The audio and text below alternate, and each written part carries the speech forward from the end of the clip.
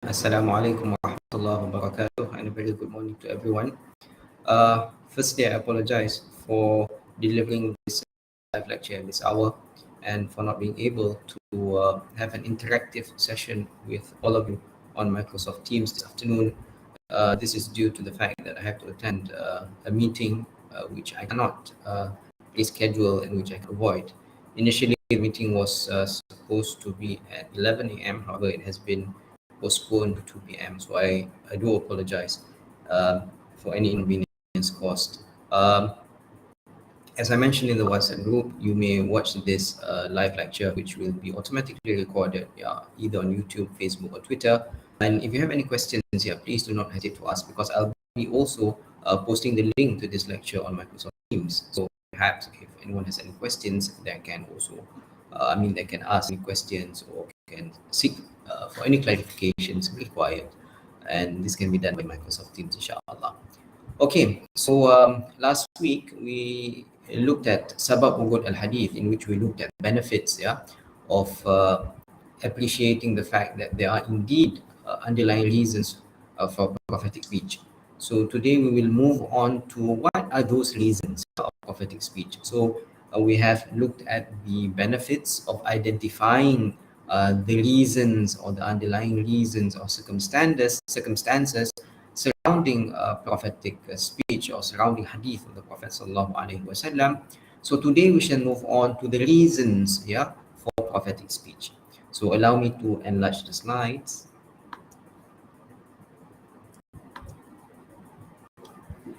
So sometimes the Prophet sallallahu alaihi wasallam would mention something alongside a Quranic verse. Perhaps this would put that Quranic verse in a certain context or provide an understanding, or further understanding of that verse. So we have this example in which Abu Dhar asked the Prophet sallallahu alaihi wasallam regarding the verse, وَالشَّمْسُ تَجْرِي لِمُسْتَقَرٍ لَهَا, and the sun runs on its fixed course for a term decreed for it, in Surah Yasin, verse 38. And then the Prophet ﷺ, in response to that a question of Abu Dhar, mentions that its fixed course, mustaqarruha tahta al-arsh, that its fixed course is underneath Allah's throne. So here, in a way, the Prophet ﷺ is responding to the question of Abu Dhar regarding this verse in Surah Yasin, and the Prophet ﷺ mentioned that the fixed course is underneath Allah's throne. This hadith has been considered by some to be problematic due to various reasons. However, we can interpret this hadith to mean that the orbit or the way in which physical entities in the universe function basically under the sunnatullah, under the laws or which Allah subhanahu wa ta'ala has determined.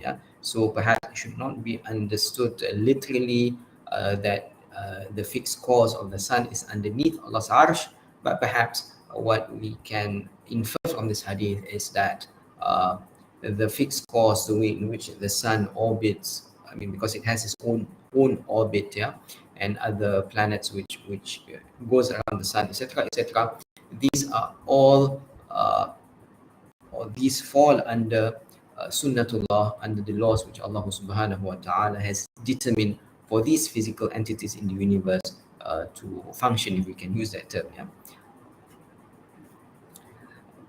And sometimes the Prophet sallallahu alaihi wasallam would say something in response to a question. So we have this example in which it is said that the Prophet sallallahu alaihi wasallam, I heard the Messenger of Allah sallallahu alaihi wasallam, when the man was asking him, what do you see that we should do if there are leaders over us who deny our rights while they seek their rights?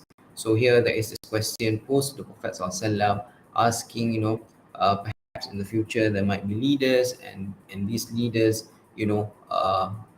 perhaps not only in the future but in the present, it can refer to tribal leaders or leaders in society. So if they insist on their rights but they do not fulfill the rights of the people, what should the people do? So in response to this, the Prophet ﷺ said, "Isma'u wa ati'u fa innama alayhim مَا حُمِّلُوا وَعَلَيْكُمْ مَا حُمِّلْتُمْ. Listen and obey, for only they are responsible for their burdens and only you are responsible for your burdens. So in a way, in this hadith, the Prophet ﷺ is saying that you should fulfill your duties and your responsibilities, and if the leaders fail to fulfill their duties and responsibilities, the burden is upon them, and they will indeed be judged by Allah subhanahu wa ta'ala for not fulfilling their responsibilities and duties. So this is an example of how Prophet ﷺ responded to a question. And sometimes the Prophet ﷺ would also say something in response to an event. So we have this story in which Aisha radiallahu anha told the Prophet ﷺ about 11 women who were sitting together and they were speaking about their husbands. And amazingly, this is a very long hadith, and the Prophet ﷺ, from this hadith we can infer that he was very attentive when his wife was telling him something. So he listened patiently to the story which Aisha radiallahu anha conveyed to him. So Aisha related what these 11 women said about their respective husbands, and the 11th woman said that my husband is Abu Zar'in, and what is Abu Zar'in, i.e. what should I say about him? And this woman mentioned about how Abu Zar'in was generous to her, gave her many ornaments, etc., etc., etc. And then the Prophet sallallahu alaihi wasallam at the end, after Aisha radiallahu anha has finished her story regarding this 11 women, in response to this story, the Prophet sallallahu alaihi wasallam said, "Kuntu laki ka Abi Zar'in li Ummu Zar'in," that I am to you as Abu Zar'in was to his wife Abu Zar'in. Here reiterating the fact that the Prophet sallallahu alaihi wasallam was also generous to his wife, and again, the beauty of this hadith is that when a wife informs you of something, perhaps you should listen and respond in kind. So this is prophetic speech in response to an event. We have to also understand the context of hadith, and not just what do you call it, pick a matan then perhaps taking it out of context. We have to understand the text within the particular context. And we have this hadith in Sunan Abi Dawud, and I've highlighted the part in red, which perhaps some have often quoted in the context of why the Prophet sallallahu alaihi wasallam said this. So let's just go directly to the part of interest here, in which the Prophet sallallahu alaihi wasallam said a woman should not fast except with the permission of her husband. So what does this actually mean? So we have to understand this hadith within this particular context.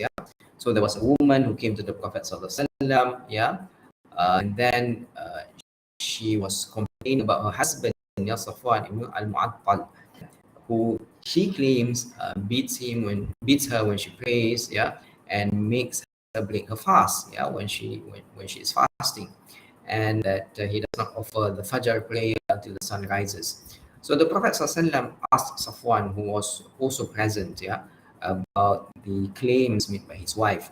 And he replied, he said, as for a statement, he beats me when I pray, Safwan says that she recites 2 surahs during prayer and I have prohibited her to do so, meaning that she stands in prayer for a very long time. 2 surahs here does not mean Qul a'udhu bi rabbin nas and Qul a'udhu bi falaq, but it perhaps refers to longer surahs. And Safwan said that he has prohibited his wife from doing so. And then the Prophet ﷺ mentioned to this lady that reciting 1 surah is sufficient for the people. And then Safwan continued saying, as regards saying he makes me break my fast, and Safwan said that she consistently fasts, and that he is a young person, and sometimes he has he has needs for conjugal relations, and perhaps often the reason given by his wife is that she is fasting. So that is why the Prophet said a woman should not fast except with the permission of her husband. And then Safwan also responded to the complaint made by his wife to the Prophet regarding him not praying Fajr or the dawn prayer until the sun rises. And then he mentions that we are people belonging to a class, and that's a time what is already known about us. We do not awake until the sun rises. And then the Prophet ﷺ in response to that said, when you wake up, then perform your prayer. So we have to understand why the Prophet seems to have uh, uh, commanded, perhaps, so some people from this hadith that woman or a wife cannot fast unless she seeks the permission of the husband. But we have to understand the context here, because in this case, the woman is someone who consistently fasts to the extent that when her husband wants to have conjugal relationships, relationship with her, and then she refuses on the pretext that she is fasting. So it is in that particular case, and perhaps I don't know whether we should generalize this or not, but perhaps we have to understand the context and appreciate the context of why the Prophet mentioned this. Those are the reasons for prophetic speech, and we have also looked at an example of the context, of a particular prophetic speech, in which we can appreciate that, understanding or appreciating the context here will provide us with a better understanding of hadith of the Prophet sallallahu alaihi wasallam, and perhaps not jump into certain conclusions before appreciating the context of prophetic speech. Now we shall move on to the issue of interpolation in hadith text. So we have al-idrāj, al-qalb, al-tas, and also al-tahrif. So when it comes to the matan of hadith, there might be certain issues in terms of interpolation, and we'll go through this one by one. Al-idrāj is addition to the hadith, and may seem to be part of it either in its sanad or matan. So idraj in this sense is an addition to either the sanad or the matan of the hadith, which then makes it appear that it belongs to the hadith when it is actually not. Al-qalb, on the other hand, is inversion, which can take place both in the sanad or in the matan of a hadith, and this will become clear when we look at some examples. Tasrif, on the other hand, is the alteration of diacritical form, while the skeleton of the word remains the same. So the Arabic language, as you know, the skeleton of sin, shin, is the same. What differentiates between them are the diacritical dots, and as such, any alteration to that might alter the meaning of the text. And then we have at-tahrif. At-tahrif is alteration in the word's tashkil or vowels, or replacement of a word with another word, or distortion of word from its context. We will look at this in further detail in the next few slides, inshallah, and this will become more clear to us. So we have al-mudraj. So we have in this hadith, for example, it is narrated on authority of Abu Hurairah that a dark complexioned woman or a youth used to sweep the mosque, and that the Prophet of Allah ﷺ missed her or him and inquired about her or him, and the people told that the person has died. And he asked why they did not inform him, and it appears as if they had treated the person or the person's affair as of little account. So the Prophet ﷺ, in a way, was not happy because the companions informed him about the demise of this person, because the companions thought that this person was insignificant. So then the Prophet sallallahu alaihi wasallam asked the companions to show him the grave of this person, and they led him to the place, and then he said prayer over the person and remarked, "Verily, these graves are full of darkness for their dwellers. Verily, the mighty and glorious Allah illuminates them for the occupants by reason of my prayer over them." So this appears to be the hadith, which first it talks about the end in which a person passed away, and this person used to sweep the mosque, and the Prophet ﷺ went to the person's grave and prayer for that person. And then at the end, it appears that the Prophet ﷺ made a certain remark regarding the grave being full of darkness until the end.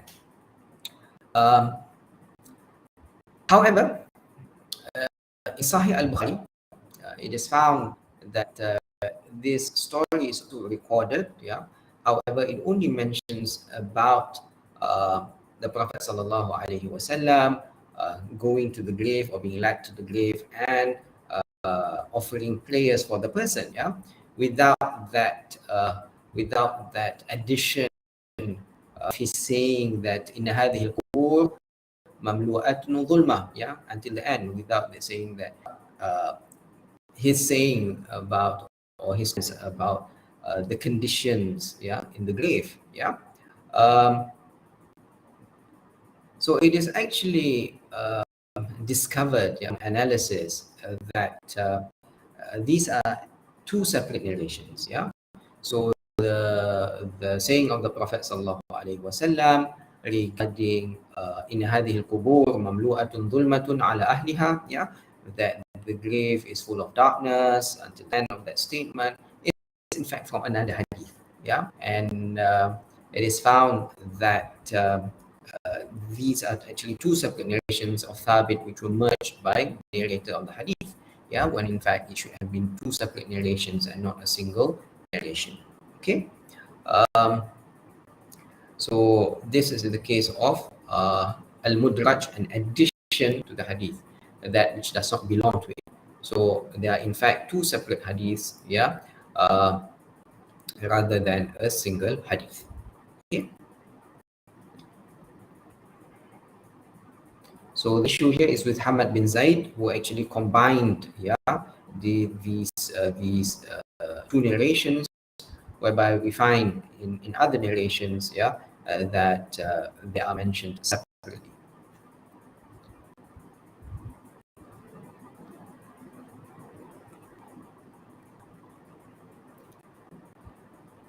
So here are some of the scenarios of mudraj or interpolation, yeah, whereby interpolation of a narrator's word or speech in the hadith of the Prophet sallallahu alaihi wasallam. So perhaps, you know, when narrating the hadith, a companion make certain comments, and that is mistaken to be part of the hadith, yeah. So interpolations of the words of the companions or interpolation of the words of the followers. Similarly, if a follower, yeah, a tabi'i makes a comment, yeah, when narrating hadith, perhaps then someone who listens mistakenly understood that those comments are part of hadith. Interpolation of some words from a report obtained by a narrator in his other report. So accounts of those who interpolate a word he did not receive from a tradent in hadith, he received directly from the tradent. Or accounts of those who combine unchanged words mursal with elevated hadith marfu in a single account. So this is the case of combining narrations, yeah. Cases of mixing between different hadith into one single account. The difference between this and the previous case is that interpolation of some words, yeah, some words. In this case, now we have the case whereby two hadith are being combined into one, as we have looked at in the previous slide. Or cases where a companion received from a narrating companion, then a separate hadith associated with the receiving companion was interpolated in his current account from the narrating companion. Yeah. So perhaps there are two narrations from the same companion received, yeah, and then when the person narrates a hadith, he combines, yeah, these two narrations, and then perhaps it is misunderstood as one narration when in fact there are two narrations. Cases where a group of narrators related conflicting accounts, but their accounts harmonized together in a single account. So perhaps we have, you know, a conflicting hadith, which are then harmonized or reconciled and then narrated as such. So this is the case of interpolation or mudraj. We also have the case of maqlub. Maqlub is basically, yeah, inversion. So we have an example here in which we have this hadith: a man who gives in charity and conceals it to such an extent that the right hand doesn't know what the left has given, when in fact the correct version should be that the left hand does not know what the right hand has given, because you give with your right hand, yeah, not with your left hand. So switch here between the left and the right hand. So the correct version should be la ta'alam, the left hand does not know what the right hand gives, and not the right hand does not know what the left hand gives. Yeah. So this is the case of inversion. Similarly, when it comes to the name of tenses, yeah, the name should be Ka'ab ibn Murrah, not Murrah bin Ka'ab. So here there is this mistake, yeah, of inverting the name. So for example, my name Adli bin Musa suddenly becomes Musa bin Adli. Yeah, instead here Ka'ab, it should be Ka'ab bin Murrah and Murrah bin Ka'ab. So here are some scenarios of the cases for al-maqlub. So the wording disorder, where the order of words in matan is inverted, or the isnad matan switch as well, when isnad for matan is replaced with an isnad for another matan. Yeah. So we have matan A, sanad A, sanad B, but then suddenly there's a switch, sanad B to matan A, and sanad yeah, I am confused. So you have sanad A, sanad B, matan B. So suddenly there's a switch, sanad B to matan A and sanad A to matan B. Okay. Or the partial isnad switch, where the part of the isnad is switched with part from another isnad. A basic name patronym switch, where the first name is switched with the patronym we have mentioned just now, Ka'ab bin Murrah, Murrah bin Ka'ab. Or the consequential name patronym switch, where as a consequence of above, another narrator is mistakenly identified, because as I mentioned just now, perhaps my name, Adli bin Musa, Musa bin Adli, perhaps there is also a person by the name of Musa bin Adli. So then we have, in this case, we have a mistaken identity. Or the reference bearer misidentification, where a narrator is mistakenly identified with another due to sharing the same personal name or gentry. Yeah. So perhaps in the sanad, the name of the person is not mentioned in full. So one might be confused, who actually is this person? Yeah. And sometimes assumptions are wrong, because some would consider, oh, this person refers, or X refers to this person, when in fact X refers to another person.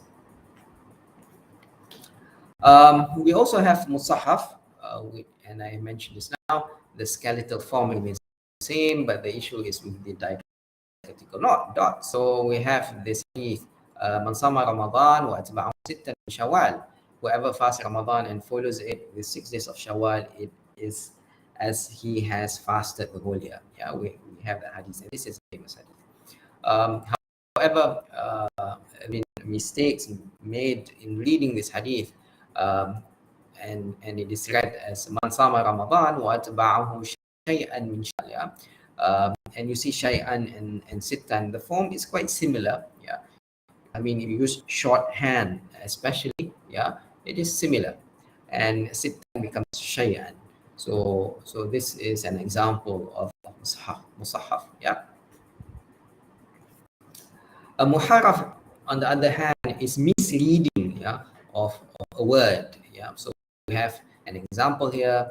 سمعت جابر بن عبد الله قال رمي أبي يوم الأحزاب على أكحله فكواه رسول الله صلى الله عليه وسلم. I heard Jabir bin Abdullah reported that on the day of Ahzab, Ubay received the wound of an arrow in his medial arm vein. Rasulullah categorized it. Yeah.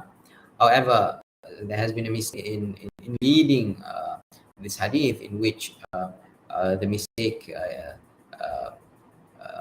instead of Ubay mentions Abi. You see, the form is the same. Yeah, even the diacritical dots are the same, but because it is read wrongly, Ubay, the name of the person, becomes Abi, my father. Yeah. So instead, Sami'atu Jabir bin Abdullah qala rumiya Abi. Yeah. So here it refers to the father of Jabir. Yeah. When in fact the correct version of the hadith is that Jabir is mentioning about Ubay and not about his father. Yeah. So here again, I mean, this is an example of muharraf in which there is a mistake, yeah, in reading or in the vowels of the word, of a particular word. And we will look at this further, inshallah, because these would contribute to defects in hadith, yeah, and would have consequences, yeah, on the status or authenticity of hadith. So this is al-muharraf.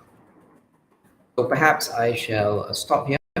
And again, if you have any questions or any points which require further clarification, yeah, please do not hesitate to ask and seek clarification in our meeting, perhaps on Thursday afternoon, inshallah, via Microsoft Teams. أقول قولي هذا وأستغفر الله العظيم لي ولكم. والسلام عليكم ورحمة الله وبركاته. Please stay safe and take care.